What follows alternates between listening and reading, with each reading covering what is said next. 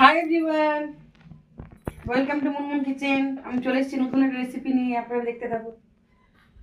তো আজকে কি রেসিপি নিয়ে এসছো বলো? আজকে আমি নিয়ে এসেছি পেঁয়াজি কি? দো ভাজি। দো ভাজি। আচ্ছা করো।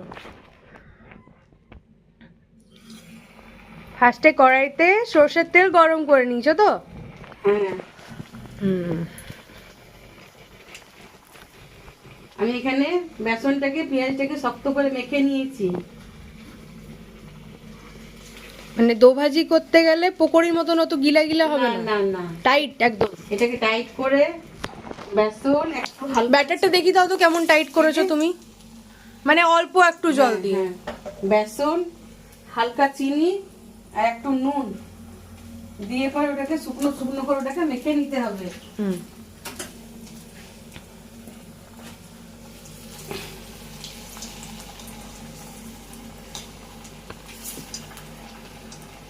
একটা হাতা বা খুন্তি কিছু নাও। না, চাকু তো খুব সুবিধা হচ্ছে না, তাই আমি সব জিনিসটা চাকু দিয়ে ব্যবহার করি। দেখুন আমার এটা ভাজা হয়ে গেছে। ব্যাস, এবার এটা খাওয়া যাবে না? আরো কিছু প্রসেস আছে? এটা খাওয়া যাবে না। আমি তো ভাবলাম হয়ে গেল, এবার আমি ট্রাই করতে পারবো, আমি ভাবলাম। হ্যাঁ, সত্যি। হুম।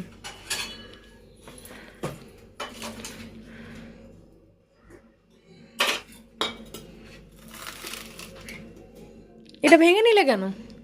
এইটা একটা নতুন রেসিপি হবে। এটা ভেঙে নিয়ে আবার ভাজতে দিয়ে দিলে?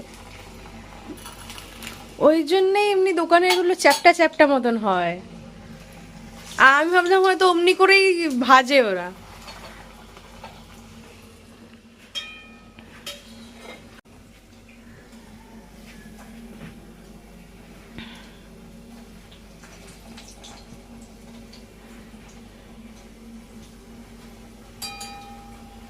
এখানে দেখুন আমি কিন্তু খুন্তি ব্যবহার করছি না, আমি চাকু দিয়ে করে নিচ্ছি। যারা যারা করবেন চাকু দিয়েই করবেন কিন্তু। না না, যারা যারা করবেন তারা যারা খুন্তি দিয়ে ব্যবহার করবেন, কারণ চাকু দিয়ে সবাই পারবে না না করতে। না, বড় চাকু হলে হয়ে যাবে। আমার কাছে বড়ও আছে।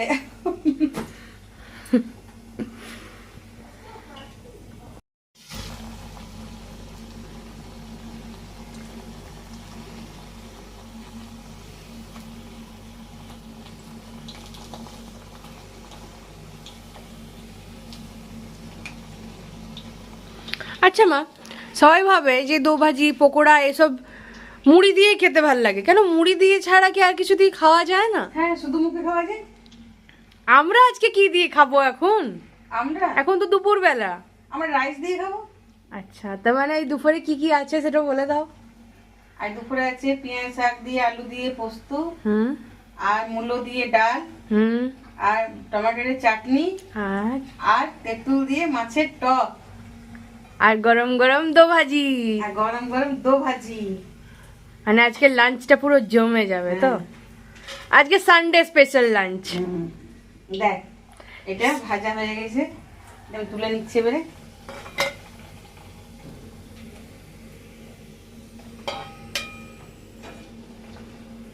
সানডেতে সব বাঙালির বাড়িতেই মাটন হয়, আমাদের বাড়িতেও সানডেতে মাটনই হয়, বাট আজকে মা বললো কিছু নিউ ট্রাই করব। আমি সেটাই ভাবছিলাম নিউটা কি। এটাই নিউ, মানে একদম নতুন রেসিপি। যখনই মন দেবে তখনই বানিয়ে নিই, চট করে খেয়ে নিই। হুম।